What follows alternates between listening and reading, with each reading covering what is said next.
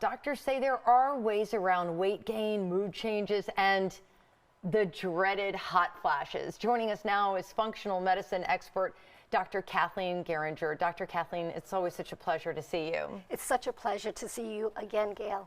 So, Dr. Kathleen, a recent report card came out about the state of women in midlife, and it really wasn't that great. Proof that, we're not taking care of ourselves. We're putting our own health on the back burner. And for women, they really, really suffer through menopause. Yes, it's so true. Menopause does not just begin at the age of 50. It starts when we're about 25 years old, when our thyroid starts to decrease.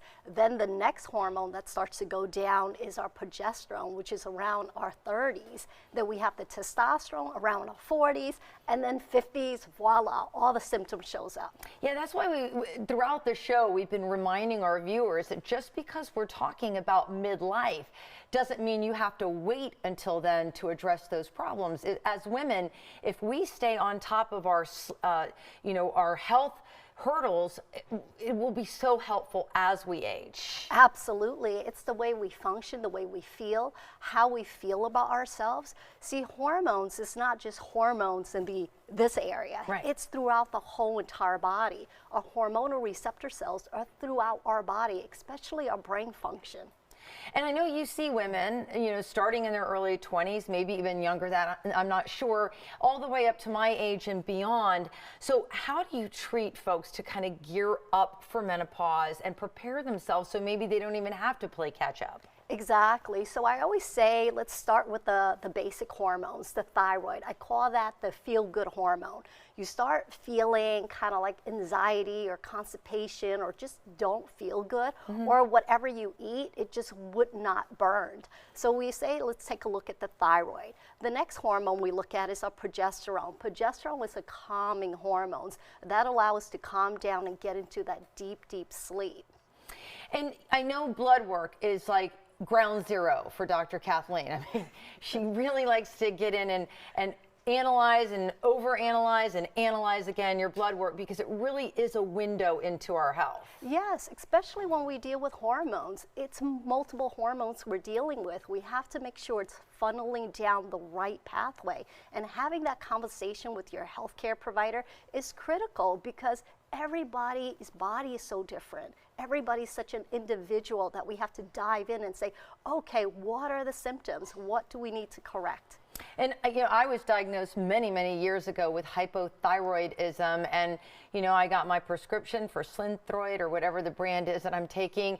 And then once I did a blood result with you, I started to realize that I thought I had thyroid issues, but there were so many other things going wrong in my body that the thyroid was actually just doing its job. It was churning and churning and churning, trying to lift everything else. So we might be putting extra stress on our bodies by not knowing what else is going on. Exactly, and that's why for functional medicine, we look at the root cause.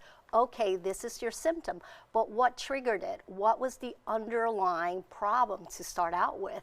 And that allows us to be that detective and look at the blood work and look at different areas where we can maximize and optimize your hormones. And that's where you find a balance in a woman's body. And what the crazy thing about this is that balance shifts and changes and ebbs and flows as we age. Absolutely. See, hot flashes or what we call an estrogen imbalance, when your estrogen is low. Night sweat is usually a testosterone imbalance. A lot of times the healthcare provider, they couple it both together.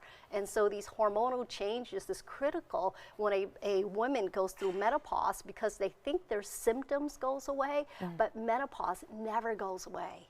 Only the symptoms. No, it doesn't. So you also talk about the importance of foods and supplementation when it comes to balancing our bodies. Tell me more about that. Yes, food is really important. We have to make sure we put enough phytoestrogen in our body. And what is phytoestrogen? These are foods that are rich in a hormonal pathway that actually shunt your food down the right pathway. So it's not what you eat, it's like how your body assimilates the food that you eat. Okay, very interesting. And what about supplementation? Supplementation, I love DIM. DIM helps to funnel down the right pathway. It stands for diiodomethane. That's what DIM stands for. Okay, DIM. And when would you start taking DIM? It really depends on the patient and their symptoms, and DIM is just a supplement. If somebody that's in their 20s that have like estrogen dominance, that means a lot of like belly fat or bloating or acne on their face, let's like start out with the DIM. And as we get older, like you and I are in menopause right now, so what we do is that we use that as we put ourselves on bioidentical hormones, so we're able to funnel it down the right pathway.